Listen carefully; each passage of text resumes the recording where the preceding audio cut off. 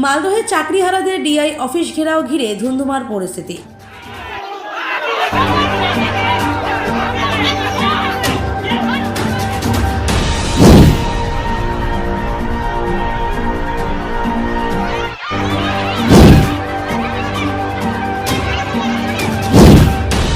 DI অফিসে তালা মেরে বিক্ষোভ চাকরিহারাদের, আর তাতে বাধা দিতেই পুলিশের সাথে ধস্তাধস্তি চাকরিহারাদের।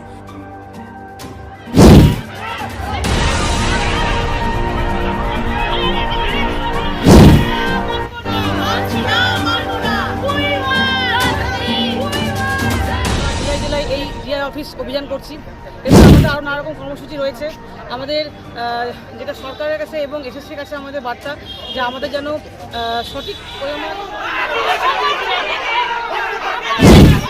ঘটনা ঘিরে আজ সকাল থেকেই চরম উত্তেজনা মালদহের অতুলচন্দ্র মার্কেট এলাকায় অবস্থিত ডিআই অফিস চত্বরে। ইংরেজবাজার শহরের অতুল মার্কেট সংলগ্ন জেলা শিক্ষা দপ্তর ঘেরাও করে বিক্ষোভ কর্মসূচি ডাক দেয় যোগ্য শিক্ষক, শিক্ষিকা ও শিক্ষাকর্মী মঞ্চ। এদিন শতাধিক চাকরিহারা তরুণ তরুণীরা মিছিল করে জেলা শিক্ষা দপ্তরের সামনে গিয়ে বিক্ষোভ দেখাতেই পুলিশি বাধার মুখে পড়ে বলে অভিযোগ। আর তারপরেই শিক্ষা দপ্তরের ভেতরে ঢুকেই বিক্ষোভ দেখাতে থাকেন চাকরিহারা প্রার্থীরা। সেই সময় পুলিশের সাথে ধস্তাধস্তি শুরু হয়ে যায়। রীতিমতো চরম উত্তেজনা পরিস্থিতি তৈরি হয় জেলা শিক্ষা দপ্তর চত্বরে। রাজ্য সরকার ও শিক্ষা দপ্তরের ভূমিকা নিয়েও এদিন প্রতিবাদে সোচ্চার হন চাকরিহারা প্রার্থীরা। পাশাপাশি পুলিশি বাধার মুখে প্রতিবাদ জানিয়ে জেলা শিক্ষা দপ্তরের সামনে অবস্থান বিক্ষোভে বসে পড়েন প্রতিবাদীরা। আপনারা টাউন হলের সামনে থেকে কি করবেন এবং কি দাবিটা কি? আমরা 2016 এসএলএসটি যোগ্য আমরা শিক্ষক এবং শিক্ষাকর্মী। আমাদের আজ এই অভিযানটা হচ্ছে ডিআই অফিসে অভিযান। আমাদের গত 3 এপ্রিল আমাদের সুপ্রিম কোর্ট থেকে আমাদের এই পুরো প্যানেলটাকে বাতিল করা হয়েছে, যেখানে আমাদের কোনো রকম দুর্নীতি কোনো কিছুতে আমাদের নাম নেই, কিছু নেই, তবুও আমাদের এরকম প্যানেল থেকে ক্যান্সেল করা হয়েছে।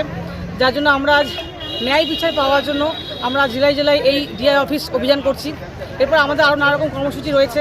আমাদের যেটা সরকারের কাছে এবং এসএসসির কাছে আমাদের বার্তা যে আমাদের যেন সঠিক ওএমআর মিরর ইমেজ আর কি আমাদের ওয়েবসাইটে প্রকাশ করুক এবং আমাদের যোগ্য অযোগ্য তালিকা যেন প্রকাশ করে সুপ্রিম কোর্টে নিয়ে গিয়ে আমাদের যেন বাঁচায়, এই আমাদের আজকে দাবি।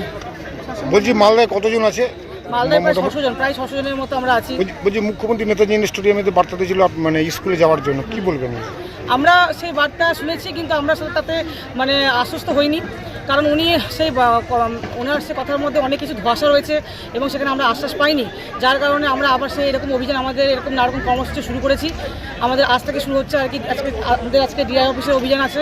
এরপর পরবর্তী আমাদের আরও নানা রকম অভিযান রয়েছে। আমরা কালকে সংবাদ মাধ্যমে কিছু জায়গায় দেখা যায় অনেক টিচার গিয়ে মানে এক্সাম গার্ডও দিয়েছে। হ্যাঁ দিয়েছে, যেহেতু এক্সাম রয়েছে হয়তো তাদের সেরকম ভাবনা চিন্তা হিসেবে দিয়েছে। আমরা তো স্কুলে 1 বছর চাকরি করছি, কাজ করছি, আমাদের তো কিছু ওরকম দায়িত্ব রয়েছে, সেই জায়গা থেকে আমরা গেছি। কিন্তু আমরা যাবো না স্কুলমুখে, আমরা এখন পর্যন্ত হবো না।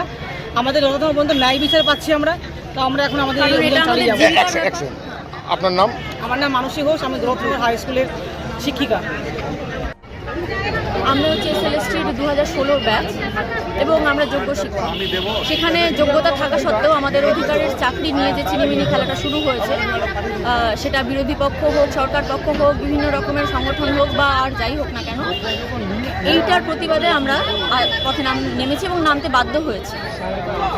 ডিআই অফিসের অভিযানটার কারণটা হচ্ছে আমরা বিভিন্ন রকমভাবে ডিআই অফিসের থেকে বিভিন্ন মান্যতা বা বিভিন্ন সময় তাদের সহযোগিতা করে থাকি। শুনতে পাচ্ছি যে আমাদের ইমিডিয়েটলি বেতন বন্ধ হতে চলেছে, ঠিক আছে?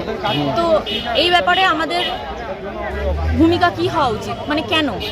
আমরা তো জানি আমরা যোগ্য শিক্ষক, আমরা জানি যে আমাদের বিরুদ্ধে কোনো রকমের কোনো দুর্নীতির অভিযোগ নেই, তাহলে এই দ্বিচারিতা কেন? মানে কি মানে কালো ব্যাজ পরে বিক্ষোভ মানে প্রতিবাদ জানাবেন নাকি? কালো ব্যাজ আরও কর্মসূচি রয়েছে, সেটা ওখানে গেলেই বুঝতে পারবেন। ওনাদের সাথে আমরা মানে কি বলবো, যে পর্যায়ে যেতে হয় সেই পর্যায়ে যাব, কিন্তু আপাতত আমরা কাজ বন্ধ করব। মালদায় মোটামুটি ডিস্ট্রিক্টে কত শিক্ষক আছে? এখানে 700-800 আছে, শিক্ষাকর্মী দিয়ে প্রায় 1000 হবে। বলছি মুখ্যমন্ত্রী তো নেতাজি স্টেডিয়ামে বলেছিল যে অনেক শিক্ষকদের বলেছিল যে আপনারাকে জয়েন করুন, মানে ক্লাস কিসে করতে। দেখুন, উনি জয়েন করতে বলেছিলেন এবং আমরা তার সাথে খুব বিরোধিতায় যেতে চাইনি, কিন্তু যখন এইটা জানলাম যে ভলেন্টিয়ারি, অর্থাৎ আমাদের সম্মানের জিনিসটাকে ভলেন্টিয়ারি স্বেচ্ছাসেবক হিসেবে সামনে দেখানো হচ্ছে ব্যাপারটা, এটার সাথে আমাদের ভীষণভাবে আপত্তি আছে। আপনার নাম? আমি যোগ্য শিক্ষক একজন।